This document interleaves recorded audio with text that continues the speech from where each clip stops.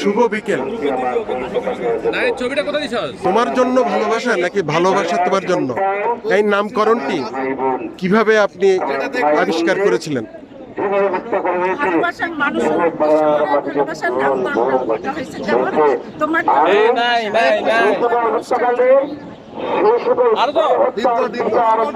এখানে কতগুলো কবিতা আছে?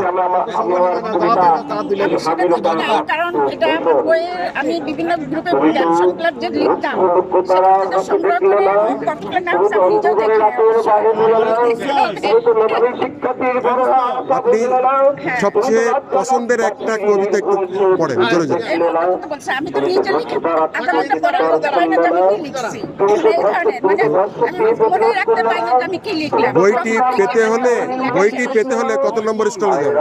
আমি স্টল দেই নাই, বইটা ছাপানো ছিল, পরে আমি আজকের আয়োজনে আসলাম, আসার পর মনে করলাম যে সবাইকে আমি একটা করে বই ফ্রি। মহৎ উদ্যোগ।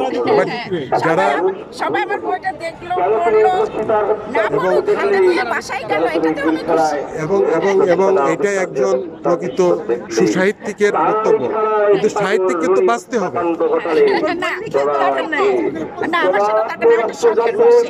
এটা একটা নতুন সূর্যোদয় আমাদের সাহিত্য ভুবনে। 8ই ফাল্গুন মহা উৎসবের এই শ্রেষ্ঠ বিদ্যাপীঠ থেকে আমরা নতুন যারা লিখছে তারা এটা শিখবে। আপনার আগামীতে কোন ধরনের বই প্রকাশের ইচ্ছা আছে? আপনার কোনো কবিতা কি গান হওয়া সম্ভব? তাহলে আমাকে দেবেন, আমি শুরু করে আমি করব। আমার ভাইয়ের স্টুডিও আছে। নিশ্চয়। শুভ বিকেল। আরো একবার বাংলাদেশের বাইরে থেকে যারা দেখছেন, বইটি পেতে হলে কিভাবে যোগাযোগ করবেন? হোয়াটসঅ্যাপ নাম্বার বলুন। হোয়াটসঅ্যাপ নাম্বারটা বলুন। এই নাম্বারে যোগাযোগ করবেন। আপনি কোন আমি যদি ভালো লাগে আমার বই তাহলে আমি অবশ্যই কুরিয়ার করে পাঠাই। এবং আমরা আশা করি ভালো লাগবে। যেহেতু ভালোবাসার জন্য শিরোনাম, প্রচ্ছদ অলঙ্করণ আপনার নিজের আবিষ্কার। আর আগামীতে বাংলাদেশের প্রত্যন্ত অঞ্চলে প্রত্যেকটা